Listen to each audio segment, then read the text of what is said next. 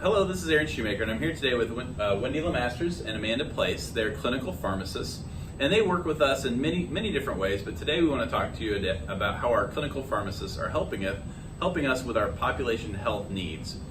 So the group kind of understands what we're working on.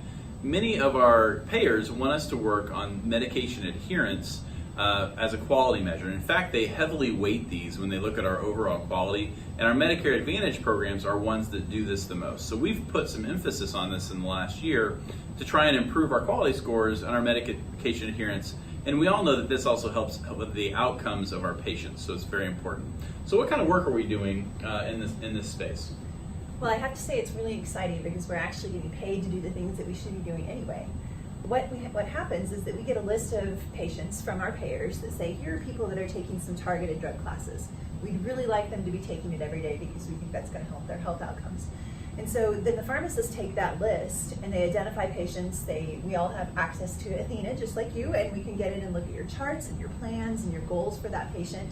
We evaluate the patient and then we reach out and say, hey, I'm Amanda from Dr. Shoemaker's office, and I wanted you to know that I wanted to talk with you about your medicines today and work through what barriers might be there, right, what's going wrong, what can we help with, and look for ways to improve the care of the patient and make sure that they're taking their medicines. Great. How is this different than the other outreach we get from insurance companies and things like that? So one of the things that we actually do is when we call a patient, we identify ourselves as from the insurance, not from the insurance company, but from the doctor's office. And what you get from insurance plans is a fax that says your patient should be on a statin. We actually go and look at the chart and say, did the patient try a statin? Were there side effects? Is there a reason that they shouldn't be on it? So if you're getting a task from us, we've done all that background work. The insurance company is matching two lists and saying this should be, right, and they're just sending you information. We're actually looking at the whole clinical picture of the patient. So you actually have all of our information. That's great. Correct. I can tell you that the outcome of this has been where we've placed pharmacist resources.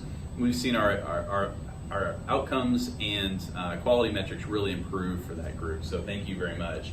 I also wanted to touch base real quick, as you guys are working with us, if you could take a moment to educate us as clinicians as to what we could do in that frontline prescribing to make sure that our patients do have good adherence to their medication regimen. Of course. Well, one of the first things that many payers are asking for is that 90-day fill, with the idea that the patient only has to go to the pharmacy every 3 months.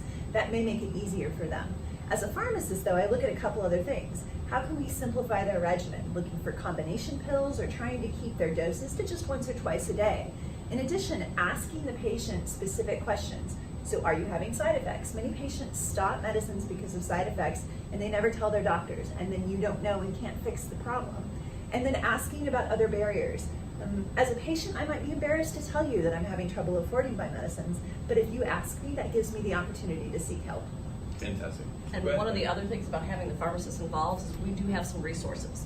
So we can set patients up with coupon cards, discount cards, things that they can actually do to get their medications. And we're always available for any of the physicians to call us and say, okay, I've got this problem, how can you help us? Yeah, and that was what I was going to mention, is that we have a closer relationship than we've ever had with the medical group and our clinical pharmacists. They're embedded in many of our patient-centered medical homes, and if you have a need that's pharmacy related in your clinic or for your patients, please reach out through RUA, through your manager, through your huddles or your improvement meetings in your practices to let us know that, and we'll try and fulfill that resource and that need for that patient through our work with our clinical pharmacists. So thank you guys, and hope you all have a great day.